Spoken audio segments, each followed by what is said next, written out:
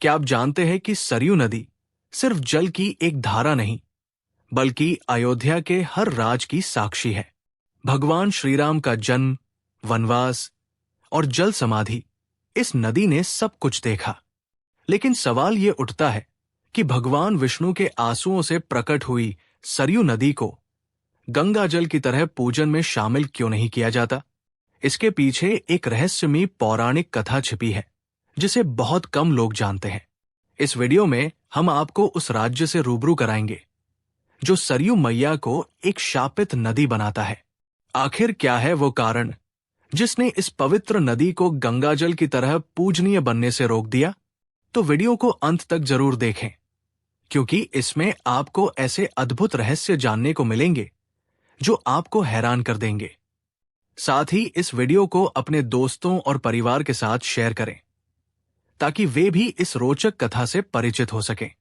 सभी माता के भक्त कमेंट बॉक्स में जय सरयू मैया जरूर लिखें और अपनी श्रद्धा प्रकट करें। नमस्कार दोस्तों, पौराणिक कथाओं के अनुसार भगवान श्रीराम की जन्मभूमि अयोध्या में बहने वाली सरयू नदी स्वयं भगवान विष्णु के आंसुओं से प्रकट हुई है। आनंद रामायण के यात्री कांड के अनुसार प्राचीन काल में शंखासुर नामक दैत्य ने वेदों को चुराकर समुद्र में छिपा दिया था। तब भगवान विष्णु ने मत्स्य अवतार धारण कर उस दैत्य का वध किया और वेदों को पुनः प्राप्त करा ब्रह्मा जी को सौंप दिया। इसके बाद उन्होंने अपना वास्तविक स्वरूप धारण किया। उस समय अत्यंत हर्ष और आनंद के कारण भगवान विष्णु की आंखों से प्रेमाश्रु छलक पड़े। ब्रह्मा जी ने उन दिव्य अश्रुओं को मान सरोवर में एकत्र कर सुरक्षित कर लिया। बाद में महापराक्रमी बैजू महाराज ने अपने शक्तिशाली वाहन के प्रहार से इस जल को मानसरोवर से बाहर निकाला। यही पवित्र जलधारा सरयू नदी के रूप में प्रवाहित हुई और बाद में श्री राम के पूर्वज भागीरथ ने गंगा और सरयू का संगम कराया। वामन पुराण के अध्याय 13, ब्रह्मा पुराण के अध्याय 19 और वायु पुराण के अध्याय 45 में उल्लेख मिलता है कि गंगा, यमुना, गोमती, सरयू और शारदा जैसी पवित्र नदियां हिमालय से प्रवाहित हुई है। वही वाल्मीकि रामायण के 24वें सर्ग में भी सरयू नदी का विस्तृत वर्णन मिलता है कि हिमालय पर स्थित कैलाश पर्वत से लोक पावन सरयू नदी प्रवाहित हुई। ये पवित्र नदी अयोध्या नगरी से होकर बहती है। संत गोस्वामी तुलसीदास ने भी सरयू नदी को अयोध्या का प्रमुख प्रतीक माना है। लेकिन एक प्रचलित मान्यता ये भी है कि कैलाश से निकली पवित्र सरयू नदी कौशाम्बी माना गया है। आखिर क्या है इस श्राप का रहस्य? आइए इस पौराणिक कथा को गहराई से समझते हैं। उत्तर रामायण में वर्णित कथा के अनुसार एक दिन ब्रह्मा जी ने काल के देवता से कहा, तुम भगवान श्रीराम के पास जाओ और उन्हें संदेश दो कि उनका पृथ्वी पर जीवन पूर्ण हो चुका है। अब समय आ गया है कि वे अपने धाम लौट आएं। ब्रह्मा जी की आज्ञा पाकर काल देवता साधु के वेश में अयोध्या पहुंचे। वहां उन्होंने प्रभु श्रीराम से निवेदन किया, हे प्रभु, मैं आपसे एकांत में एक महत्वपूर्ण विषय पर चर्चा करना चाहता हूं। इसके बाद भगवान श्रीराम ने अपने प्रिय भाई लक्ष्मण से कहा, जब तक मैं साधु से वार्तालाप कर रहा हूं, कोई भी इस कक्ष में प्रवेश ना करे। यदि कोई हमारी चर्चा को भंग करने का प्रयास करेगा तो उसे मृत्युदंड दिया जाएगा। श्री राम की आज्ञा का पालन करते हुए लक्ष्मण जी स्वयं द्वार पर पहरा देने लगे। इसी बीच महर्षि दुर्वासा पधारे, जो अपने तीव्र क्रोध के लिए प्रसिद्ध थे। उन्होंने लक्ष्मण जी से आग्रह किया कि उन्हें तुरंत भगवान श्री राम से मिलने दिया जाए। लेकिन लक्ष्मण जी अपने बड़े भाई की आज्ञा का पालन कर रहे थे, इसलिए उन्होंने महर्षि दुर्वासा को कक्ष में प्रवेश करने से रोक दिया। ये सुनकर दुर्वासा ऋषि क्रोधित हो गए।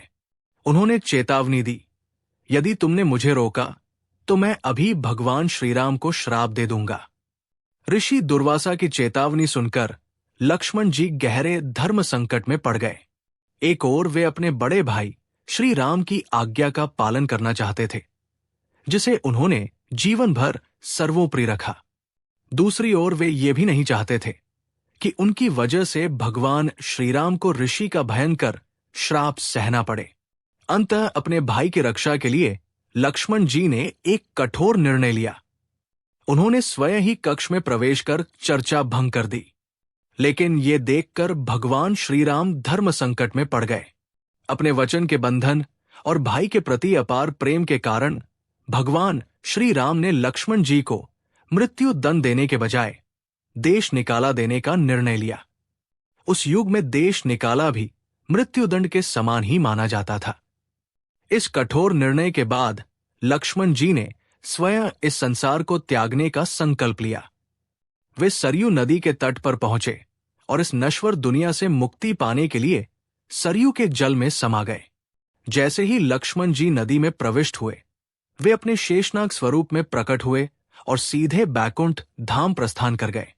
अपने प्रिय भाई लक्ष्मण के संसार त्यागने के बाद भगवान श्री राम ने भी इस नश्वर दुनिया को छोड़ने का निर्णय लिया।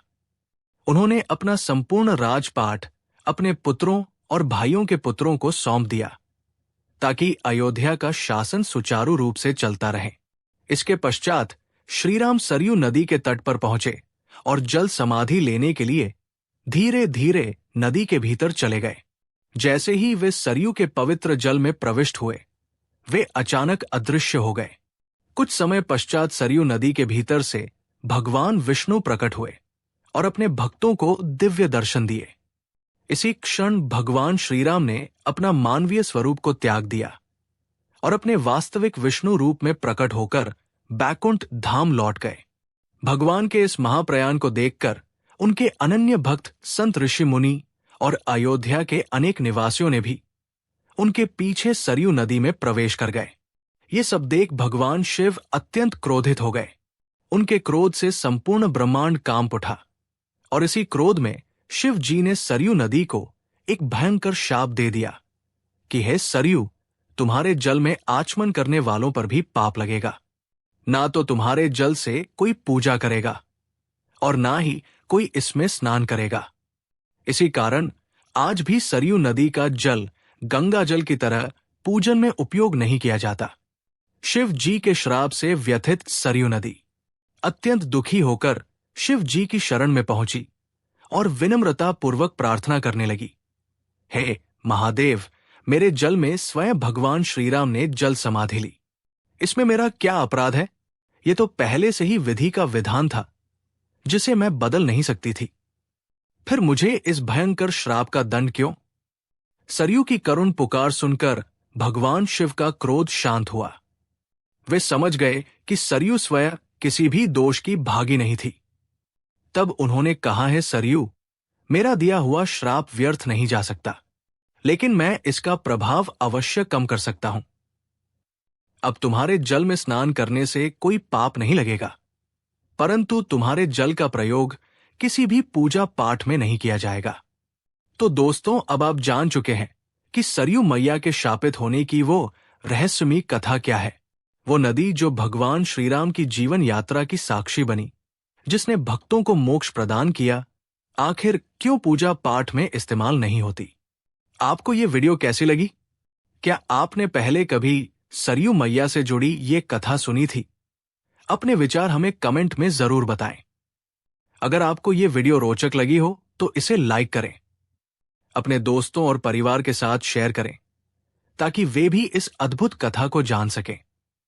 और हाँ, चैनल को सब्सक्राइब करना ना भूलें, क्योंकि हम आपके लिए ऐसे ही और भी रहस्यमयी और दिलचस्प पौराणिक कथाएं लाते रहेंगे। धन्यवाद।